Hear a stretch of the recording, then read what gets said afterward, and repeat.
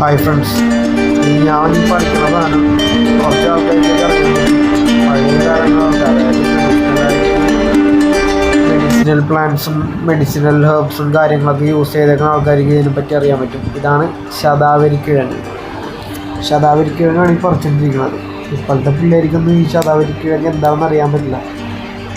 പക്ഷെ കുറേ medicinal use ഉള്ളൊരു ടൈപ്പ് റൂട്ടാണിത്, ഒരു പ്ലാന്റിൻ്റെ റൂട്ടാണിത്.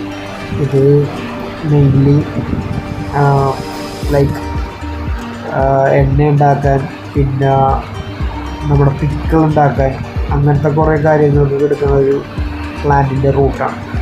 ഇത് അപൂർവമാണ്, കുറച്ച് സ്ഥലത്തേ ഇത് ഉണ്ടാവുള്ളൂ കിട്ടാൻ. കഴുകി വൃത്തിയാക്കി എടുക്കണം. അടുത്തത് കഴുകി വൃത്തിയാക്കി എന്ന് പറഞ്ഞാൽ ഇത്തിരി പാടുള്ള കാര്യമാണ്, നല്ല ബുദ്ധിമുട്ടുള്ള കാര്യമാണ്. നമ്മൾ വിചാരിക്കണ പോലെ ഒന്നുമില്ല. ഇത്ര നമുക്ക് കിട്ടിയായിരുന്നു പറിച്ച് കഴിഞ്ഞിട്ട്. ഒരു 2-3 കിലോ 4 കിലോ മേലെ ചതവരിക്കിഴങ്ങ് കിട്ടിയായിരുന്നു. പിന്നെ ഇതിൻ്റെ അകത്ത് ചെയ്ത് സോട്ട് ചെയ്ത് എടുക്കണം. കുറേ പണിയുണ്ട്. ചെറുതൊക്കെ നമുക്ക് ആയുർവേദ കാര്യങ്ങൾക്ക്, ഈ എണ്ണ ഉണ്ടാക്കാൻ കാര്യങ്ങൾക്കൊക്കെ ഉപയോഗിക്കാൻ പറ്റും. പിന്നെ അത്യാവശ്യം ഒരു ഇത്തിരി മുഴുത്തതാണെന്നുണ്ടെങ്കിൽ അതാണ് അച്ചാറിടാനും പിന്നെ അങ്ങനത്തെ കാര്യങ്ങൾക്കൊക്കെ നല്ലതാണ്.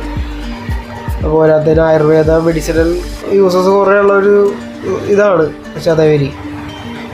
കുറേ അധികം ഗുണങ്ങളുണ്ട് ഇതിൽ. ഇതിൻ്റെ വേരെടുത്തിട്ട് നട്ട് പിടിപ്പിച്ചാൽ പിന്നെ കിളിർക്കും, ഉണ്ടാവുമെന്ന് പ്രതീക്ഷിക്കുന്നു. നോക്കണം. അങ്ങനെ ഇത് കഴുകി വൃത്തിയാക്കുന്നത് ഏറ്റവും വലിയ ടാസ്ക്കുള്ള കാര്യമാണ്. കഴുകി വൃത്തിയാക്കൽ വിചാരിക്കണ പോലെ ഒന്നുമല്ല. കഴുകി വൃത്തിയാക്കി അത് ക്ലീനാക്കി എടുക്കലാണ് ഏറ്റവും വലിയ ടാസ്ക്. അടിയിൽ ഇതിൻ്റെ വേരും ചപ്പും ചവറൊക്കെ കുറേ കിടപ്പുണ്ട്. അപ്പോൾ അതൊക്കെ മാറ്റി ക്ലീൻ ചെയ്ത് ക്ലീൻ ചെയ്ത് സോർട്ട് ചെയ്യണ വീഡിയോ എടുത്തത്. ഏറ്റവും ടഫുള്ളത് ഇത് ക്ലീൻ ചെയ്യാനായിരുന്നു കേട്ടോ. എനിക്ക് ഏറ്റവും ടഫായിട്ട് തോന്നിയത് കഴുകുന്തോറും ഇതിൻ്റെ മണ്ണിൽ നിന്ന് അഴുക്ക് ഇങ്ങനെ വന്നിട്ട് എനിക്ക് ഇരിക്കുകയായിരുന്നു. അതുകൊണ്ട് എനിക്ക് ഭയങ്കര ബുദ്ധിമുട്ടായിരുന്നു ഇത് കഴുകി തീർക്കാനായിട്ട്. ഭയങ്കര പാടായിരുന്നു.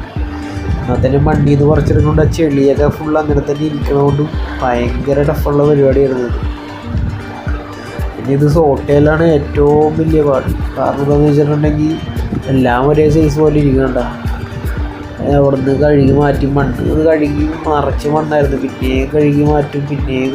ഇത് തന്നെയായിരുന്നു ലാസ്റ്റ് കഴുകി എനിക്ക് മടുത്തത്.